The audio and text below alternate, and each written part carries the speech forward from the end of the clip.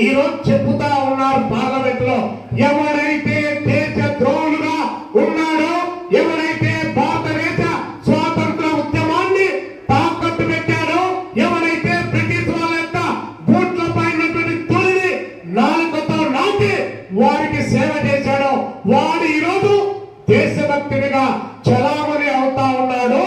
మనం దేశ ద్రోహులుగా ఉన్నాం.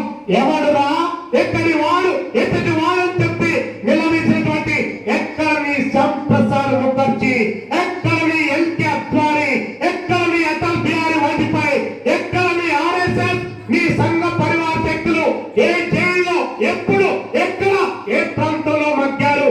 మా దగ్గరికి వస్తావా? మమ్మల్ని అడుగుతావా? ఈ కడప జిల్లా ఈ ప్రొద్దుటూరు గడ్డపై నుంచి మేము చెబుతా ఉన్నాం.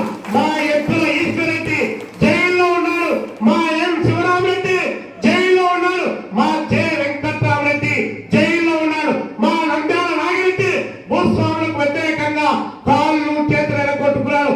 మా కేసు పన్న ఒక దళితులై ఉండుకొని ఈ రాష్ట్ర పోరాటంలో ఈ దేశ పోరాటంలో ఉన్నారు. ఒక్కరు మీరు పేరు చెప్పండి, ఎక్కడి దాకోవద్దు, ఇక్కడి నుంచే మొదలెడతాం. దేశ చరిత్రలో దేశంలో మీరెక్కడ ఉన్నారు? ఈ రోజు మీరు దేశభక్తులు, మేము దేశ ద్రోహులం.